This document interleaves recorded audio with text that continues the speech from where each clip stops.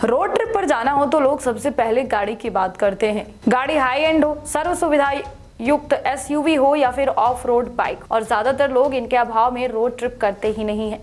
लेकिन इंदौर के 56 साल के पंकज पिंपले टीवीएस कंपनी की स्कूटी से 7000 किलोमीटर तक की रोड ट्रिप करके वापस लौटे हैं। ये अरुणाचल प्रदेश की यात्रा पर गए थे और पहाड़ी इलाकों से लेकर बर्फ से पटी सड़कें भी उन्होंने स्कूटी से ही पार की। पंकज पिंपले ने बताया कि इस भागती दौड़ती दुनिया में हम इलेक्ट्रॉनिक गैजेट्स और स्क्रीन से घिरे रहते हैं। टीवी, मोबाइल, राजनीति, काम, परिवार की जिम्मेदारी, इन सब में उलझे रहते हैं और अपने आप से ही दूर हो गए हैं। खुद के लिए हमारे पास वक्त ही नहीं है। मैं सोलो रोड ट्रिप पर इसीलिए गया था ताकि स्वतः से बात कर सकूं, कुछ पल बगैर किसी जिम्मेदारी के बिता सकूं, किसी नदी के किनारे सुकून से बैठ सकूं।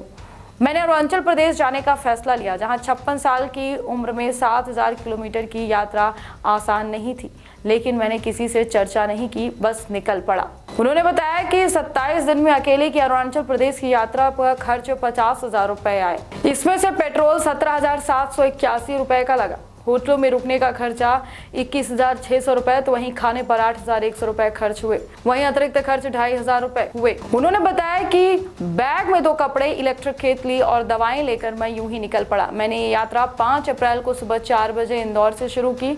स्कूटी पर कपड़ों से भरे 2 बैग, 500 ml की पानी की कैन, चाय बनाने के लिए इलेक्ट्रिक केतली, कुछ नमकीन और जरूरी दवाएं लेकर मैं निकला था। भोपाल से सागर होते हुए रात को दमोह पहुंचा, जहां सुबह चित्रकूट यूपी पहुंचा।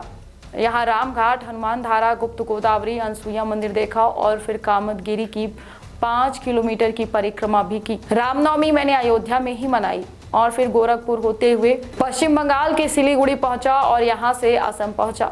यहाँ ठंडक थी, दोनों तरफ चाय के बागान थे। असम में मैंने बिहू मनाई। यहाँ से 14 अप्रैल को मैं बैराकुड़ा पहुंचा। बैराकुड़ा एक छोटा सा गांव है जिसमें एक तरफ भूटान बॉर्डर तो दूसरी तरफ अरुणाचल प्रदेश है। लखीमपुर से पासीघाट के रास्ते में सियांग नदी का प्रवाह देखने लायक है।